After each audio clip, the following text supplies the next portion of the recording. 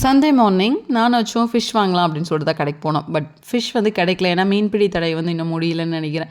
So அதனால chicken வாங்கிட்டு வந்துட்டு அதை நல்லா வாஷ் பண்ணி க்ளீன் பண்ணி எடுத்து வச்சாச்சு. பிரேக்ஃபாஸ்ட்டுக்கு சிம்பிளாக வந்துட்டு மேங்கோ ஜூஸ் பண்ணிக்கலாம் அப்படின்னு சொல்லிட்டு மேங்கோ வாங்கி ரொம்ப நாள் அப்படி சும்மாவே இருந்த மாதிரி இருந்தது. ஸோ அதை மேங்கோ ஜூஸ் பண்ணிடலான்னு சொல்லிட்டு நான் வச்சோம் மேங்கோ ஜூஸ் குடிச்சிட்டு ரிமைனிங் இருந்ததை வந்துட்டு ஒரு கண்டெய்னரில் ஊற்றி எடுத்து வச்சிட்டேன். லஞ்சுக்கு அப்புறம் குடிச்சிக்கலாம் அப்படின்னு சொல்லிட்டு. இன்றைக்கி கருவேப்பிலை சிக்கன் தான் ரொம்பவே டேஸ்ட்டாக இருக்கும். எந்த ஒரு மசாலாவுமே ஆட் பண்ணாமல் பண்ணுற சிக்கன் இது. எனக்கு ரீசெண்டாக ரொம்ப அடிக்ட் ஆன மாதிரி ஒரு ஃபீல் இருக்குது சிக்கன். கருவேப்பிலை, கொத்தமல்லி, அதுக்கப்புறமா இஞ்சி, பூண்டு, பச்சை மிளகா. கருவேப்பிலாம் நல்லா 1.5 கை அளவு போடலாம். கொத்தமல்லியுமே அப்படி தான் ஒரு கை 1.5 கை அளவு தாராளமாக போடலாம். நல்லா வாஷ் பண்ணி க்ளீன் பண்ணி எடுத்து போட்டு நல்லா வந்துட்டு மிக்சியில் போட்டு நல்லா கிரைண்ட் பண்ணி எடுத்துக்கணும்.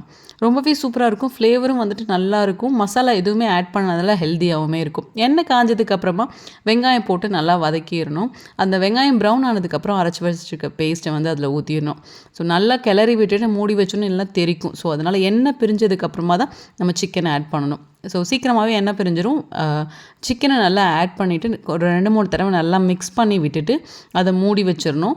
ஏன்னா மூடி வச்சா தான் நல்லா தண்ணி விடும். எந்த ஒரு தண்ணியுமே நம்ம ஊற்ற தேவையே இல்லை. பக்கத்தில் வந்து ரசம்க்கு வந்து கொதிக்க வச்சுருந்த தண்ணி. ஸோ அது கூட ரசம் வந்து மிக்ஸ் பண்ண அந்த புளி கரைசல் எல்லாத்தையும் ஊற்றி ரசமும் ரெடி ஆகிடுச்சு சைடில். இந்த சிக்கனை வந்து அடிக்கடி எடுத்து கிளறி விட்டுட்டே இருக்கணும், இல்லைனா அடி பிடிச்சிரும். பட் டேஸ்ட் வந்து வேறு லெவலில் இருக்கும். சப்பாத்தி, தோசை, இட்லி, ரைஸ்க்கு கூட செம்மையாக இருக்கும். கண்டிப்பாக ட்ரை பண்ணி பாருங்கள்.